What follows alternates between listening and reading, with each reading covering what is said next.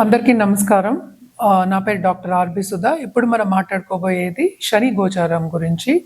ద్వాదశ రాసుల వారికి శని గోచారం అంటే మార్చ్ 29, 2024కి మీనానికి ప్రవేశిస్తున్నారు శనీశ్వరుడు. సో ఆ గోచారం ద్వాదశ రాసుల వారికి ఫలితాలు ఎలా ఇస్తాయో చూద్దాము. మనం జనరల్గా మాట్లాడుకోవాలి అంటే శనీశ్వరుడు మనకి తెలుసు చాలా ఇబ్బంది పట్టే ఒక గ్రహం. అందరూ భయపడుతూ ఉంటారు. ఏంటంటే ఏలినాటి శని వచ్చినా కానీ, లేకపోతే లగ్నంలో శని ఉన్నా కానీ, లేకపోతే ఏంటంటే శని మహాదశ వచ్చినా కానీ. సో పరిహారాలు చేస్తే కనుక ఎప్పటికైనా సరే శని ప్రీతి అనేది మనం పొందుతూ ఉంటాం అన్నమాట. అండ్ శాంతి ఇచ్చాలి అంటే శాంతి జపాలు పూజలు చేసుకోవడం అనేది చాలా మంచిదన్నమాట.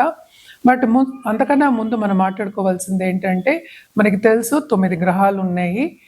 దీంట్లోనే ఏంటంటే ఫ్రెండ్షిప్స్, ఎనిమిటీ అనేవి 2 ఉంటాయి అన్నమాట. అంటే సంబంధాలు, సత్సంబంధాలు ఉంటాయి, వేరే సంబంధాలు ఉంటాయి అన్నమాట. ఎప్పటికైనా మనం మార్స్, సన్ అండ్ జూపిటర్ కలిపి మనం చెప్తూ అంటే ఏంటి వాళ్ళు ఫ్రెండ్స్ అంటాం. అది ఒక సెట్ కింద తీసుకుంటాం. మెర్కురీ అంటే ఏంటంటే బుధుడు ఏంటంటే న్యూట్రల్ అన్నమాట. అన్ని గ్రహాలకి కొంతవరకు న్యూట్రల్ కింద ఉంటారనమాట. మిగతా గ్రహాలు అంటే ఏంటంటే మ్యాలిఫిక్ గ్రహాలు అంటే చెడు చేసే కొంచెం గ్రహాల కింద మనం శనీశ్వరుడు, అలాగే శుక్రుడు, అలాగే రాహుకేతువుల్ని తీసుకుంటాము. అండ్ ఆల్సో బెనిఫిట్లో ఏంటంటే మనం చంద్రుని కూడా తీసుకుంటూ ఉంటాం అన్నమాట. కానీ ఇదేంటంటే జనరల్ ఫ్రెండ్షిప్, జనరల్ ఎనిమిటీ. కానీ లగ్నానికి వచ్చినప్పటికీ ఏంటంటే అన్నీ మారిపోతూ ఉంటాయి అన్నమాట. లగ్నం కానీ, రాశి కానీ. సో టెంపరీ ఫ్రెండ్షిప్స్ అనేది ఉంటుంది, పర్మనెంట్ ఫ్రెండ్షిప్స్ అనేది ఉంటుంది. మనం మాట్లాడుకునేది ఏంటంటే పర్మనెంట్ ఫ్రెండ్షిప్ గురించి నేను ఇప్పుడు చెప్పాను అనమాట. ఎందుకు ఇది చెప్పాను అంటే బేసిక్గా మనం చూసామంటే శనీశ్వరుడు మీనానికి వస్తున్నారని ఇప్పుడే మాట్లాడుకున్నాం మనం. సో మీనం ఎవరిది, ఓనర్షిప్ ఎవరిది అంటే ఆ రాశికి అధిపతి ఎవరు, గురు అయ్యారనమాట. సో గురువుకి ఏంటంటే ఈయన శనీశ్వరుడు ఎలా ఆ ఇంట్లో ఎలా ఉంటారు అనేది ఏంటంటే ఆయన ఎనిమియా, లేకపోతే మనకి ఫ్రెండా, లేకపోతే న్యూట్రలా, లేకపోతే ఏంటంటే మనకి ఎలాగా ఆ ఇంట్లో ఎలా ఆ భావంలో ఆ రాశిలో ఎలా ఆయన ప్రవర్తిస్తాడు అనేది మనం మాట్లాడుకోవడానికి మనం ఫ్రెండ్షిప్స్ గురించి ఇప్పుడు మాట్లాడుకున్నాము. జనరల్గా మనం చూసాము అంటే ఎక్కువ మనం శనీశ్వరుడికి, జూపిటర్కి మనం కొంచెం ఆపోజిషన్ అనే చెప్పుకుంటూ ఉంటాం అన్నమాట. ఎనిమిటీ ఉంటుందనే చెప్పుకుంటాం. కానీ ఏంటంటే మనం ఇందాక మాట్లాడుకున్నట్టు ఫ్రెండ్షిప్ గురించి మాట్లాడుకున్నాం కదా, గ్రహ ఫ్రెండ్షిప్ గురించి. సో జనరల్గా అయితే జూపిటర్కి శని ఏంటంటే న్యూట్రల్ కిందే మనం తీసుకుంటాం. అంటే ఏంటంటే అటు మరీ చెడు చేరు, అటు మరీ మంచి చేరు అనమాట. న్యూట్రల్ గ్రహం, మధ్యస్థంగా ఉండిపోతారు అని చెప్పుకోవడం అనమాట. అదొకటి కాకుండాను శనీశ్వరుడు మూమెంట్ అంటే ఏంటి, ఇప్పుడు ఏలినాడ్స్ అని మనం చూసాము అంటే కుంభం అంటే మనకి శనీశ్వరుడు ఓన్ హౌస్ అనమాట. ఓన్ హౌస్ నుంచి ఇంకో ఇంటికి వెళ్తున్నారు కనుక ఈ ట్రాన్సిట్ కూడా, ఈ గోచారం కూడా కొంచెం డిఫికల్ట్ ట్రాన్సిట్స్ అనమాట. అండ్ ఆల్సో మనం చూసాము అంటే మీనానికి లాస్ట్ ఇయరే ఏలినాడ్స్ అని అనేది మొదలైంది. ఇప్పుడు మీనానికి వెళ్తే శనీశ్వరుడు మీనానికి వెళ్ళినప్పుడు మనకి మేష రాశి వాళ్ళకు కూడా ఏలినాడ్స్ అని అనేది ఉంటుందన్నమాట. సో ఏ రాశికి ఏలినాడ్స్ అని ఉంటుందనేది చూద్దాము.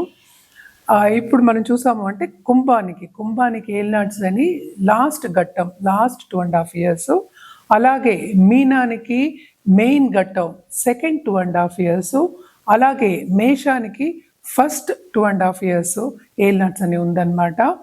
మనం ఫ్రెండ్షిప్స్ దీనికే మాట్లాడుకున్నాం. ఎందుకంటే ఒక గ్రహం గురించి మనం మాట్లాడుకున్నప్పుడు అన్ని గ్రహాలు మనం చూసి మొత్తం జాతకం చూసినప్పుడే మనం కరెక్ట్ రెమిడియల్ మెషర్స్ కూడా మనం చెప్పడం, పరిహారం చెప్పడం అనేది జరుగుతుంది. చాలామంది కమెంట్ కూడా చేస్తున్నారు. అంటే ఏంటి, ఇంగ్లీష్ వద్దు తెలుగులో చెప్పండి అనేది. అస్ట్రాలజీ అనేది యూనివర్సల్ లాంగ్వేజ్. అంటే ఇంగ్లీష్లో ఏంటి అస్ట్రాలజీ చెప్పలేమా, సాంస్క్రిట్లో మాట్లాడడం అనుకోండి. ఎందుకంటే అస్ట్రాలజీ అంతా ఉండదు ఏంటి, ఫస్ట్ సాంస్క్రిటే. సాంస్క్రిట్లో మాట్లాడితే ఎవరికి అర్థం అవుతుంది, ఎవరికీ అర్థం కాదు. ఇవి ఇలాగ ఇంగ్లీషు తెలుగు మిక్స్ చేసి చెప్పడం ఏంటంటే వైడర్ ఆడియన్స్కి మనం చెప్తున్నాం. సో అన్నెసెసరీ కమెంట్స్ చేయకుండా, అంటే బేవర్స్గా కూర్చుని ఏం పనిలేని వాళ్ళు ఇలా కమెంట్లు చేయడం అనేది కరెక్ట్ కాదు. ఎవరి పద్ధతి వాళ్ళది. మీకు ఇష్టం ఉంటే చూడాలి, లేకపోతే పక్కకి వెళ్ళిపోవాలి.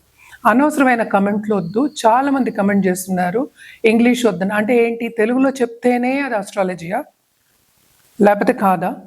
అంటే ఇంగ్లీష్ అస్ట్రాలజీ ఉంది, అలా అయితే సాంస్క్రిట్లో చెప్తారు, హిందీలో చెప్తారు, అన్ని లాంగ్వేజెస్లోనూ చెప్తారు. మనం తెలుగులో చెప్తున్నాం కనుక ఇప్పుడు యాక్చువల్గా ఇప్పుడున్న జనరేషన్కి చాలా మటుకు తెలుగు పదాలు, చాలా పదాలు వాళ్ళకి తెలియవు. సో దాని గురించి మేమేంటంటే కలపడం చేసి చెప్పడం అనేది జరుగుతుంది. స్వచ్ఛంగా తెలుగులో మాట్లాడాలి అంటే ఎవ్వరూ మాట్లాడలేరు, కొంతవరకు మాట్లాడతారు. సో అనవసరమైన కమెంట్లు పెట్టకుండా ఉండడం మంచిది. అదొక రెమెడీ కిందే మీరు తీసుకోండి. ఎందుకంటే నెగటివ్ ఎప్పుడు మీరు ఏది చెప్పారంటే ఆ నెగటివ్ మీకే తగులుతుంది, కొంచెం జాగ్రత్త. సో ఈ శనికి పరిహారాలు చేయాలి అంటే కనుక శనీశ్వరుడికి ఎప్పటికైనా ప్రీతి ఏంటంటే సర్వీస్ అంటే చాలా ఇష్టం. సో ఎప్పటికైనా సరే వృద్ధులకు కానీ, లేకపోతే వికలాంగులకు కానీ, లేకపోతే అనిమల్స్ అనుకోండి, అనిమల్స్ కానీ సర్వీస్ చేస్తే కనుక తప్పక వాళ్ళు శని ప్రీతి అనేది పొందుతారు.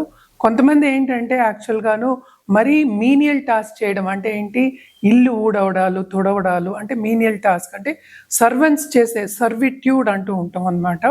అలాంటి పనులు కూడా కొంతమంది కావాలని శని ప్రీతి పొందడానికి చేస్తూ ఉంటారు. అదొకటి కాకుండా ఎప్పటికైనా దానాలు కానీ జపాలు కానీ చేయడం అనేది మంచిది. అండ్ ఆల్సో ఎప్పటికైనా సరే నేను ఇందాక చెప్పినట్టు సర్వీస్ అనేది చాలా చాలా ప్రీతి శనికి. సో మన చేత్తో వండి పెట్టడం కూడా చాలా మంచిదన్నమాట. ఇవన్నీ మనం ఏంటి మాట్లాడుకునేది జనరల్ పరిహారాలే. ఏదైనా సరే మనం చూసుకోవాల్సింది ఏంటంటే వ్యక్తిగత జాతకం మీద ఆధారపడి ఉంటుంది రెమెడియల్ మెషర్స్. ఏ ప్లానెట్ని కంట్రోల్ చేయాలి అనేది, ఏ ప్లానెట్కి ప్రీతి అంటే ఏంటంటే అప్లిఫ్ట్ చేయాలి లేకపోతే బ్యాలెన్స్ చేయాలి అనేది మోర్ ఇంపార్టెంట్ అన్నమాట. ఎందుకంటే ఈ కాలంలో అందరికీ, చాలా మందికి ఉద్యోగాలు కూడా లేకుండా, అంటే బతుకు తెరువు లేకుండా కూడా చాలామంది ఉంటూ ఉన్నారు. సో వీళ్ళందరికీ ఏంటంటే ఫస్ట్ జాతకం అనేది చూడాలి. మనం మాట్లాడుకునేది ఒక రాశి వారిగా మనం మాట్లాడుకుంటున్నాము, అది కూడా ఒక గ్రహం గురించి మాట్లాడుకుంటున్నాము. గుర్తుపెట్టుకోండి, ఇది మొత్తం అంతా మీరు విన్నారంటే మీకు క్లారిటీగా అన్నీ తెలుస్తాయి. ఏదైనా మీకు డౌట్లు ఉన్నా కానీ, లేకపోతే అపాయింట్మెంట్ సెట్ చేయాలంటే కానీ కింద స్క్రోల్ అయ్యే నంబర్కి సంప్రదించవచ్చు.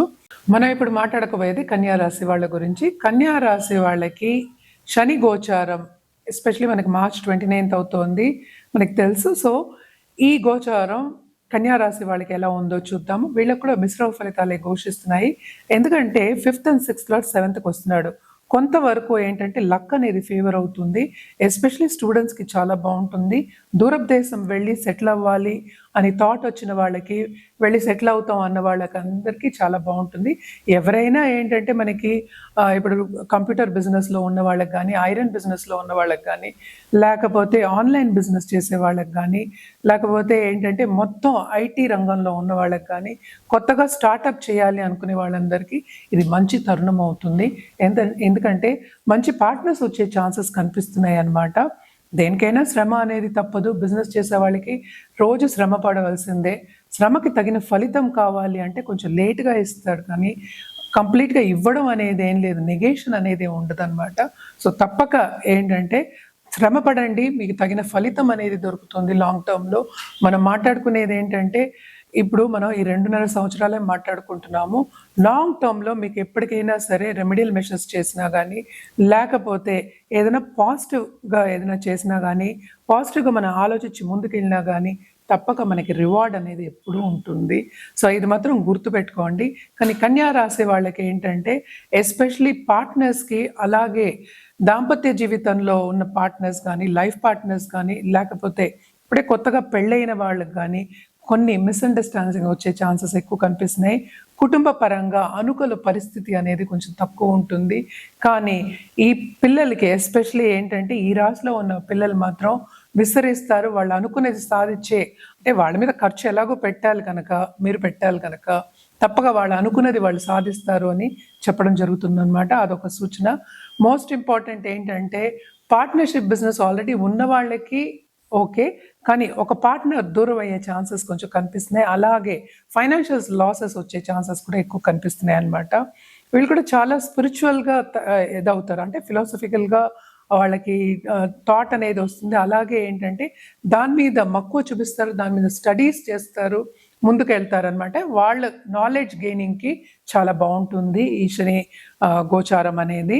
అండ్ ఆల్సో మనం ఎప్పుడైనా పరిహారాల విషయానికి వస్తే కనుక తప్పక శని దానం చేయడం అనేది చాలా మంచిదన్నమాట. అంటే ఏం చేయాలి, నల్ల నువ్వులు, నల్ల మేకు, నల్ల గొడుగు ఇవన్నీ ఇవ్వచ్చు అనమాట. అలాగే నూనె కూడా ఇస్తూ ఉంటారు.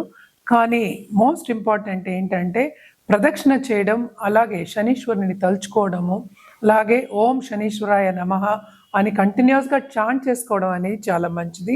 ఇవన్నీ చేసుకున్నప్పటికీ మీకు ఇంకా బాగుంటుంది. ఇవన్నీ మనం మాట్లాడుకునేది జనరల్గా మాట్లాడుకుంటున్నాం, ఒక్క గ్రహం గురించే మాట్లాడుకుంటున్నాం కనుక అది కూడా రాశి వారిగానే ఇంకా చాలా గ్రహాలు ఉన్నాయి మనకి తెలుసు. సో జనరల్గా అయితే ఈ పరిహారాలు చేయొచ్చు. మీకు వేరే డౌట్లు ఉన్నా లేకపోతే వ్యక్తిగత జాతకం పరిశీలించుకోవాలన్నా తప్పక సంప్రదించవచ్చు.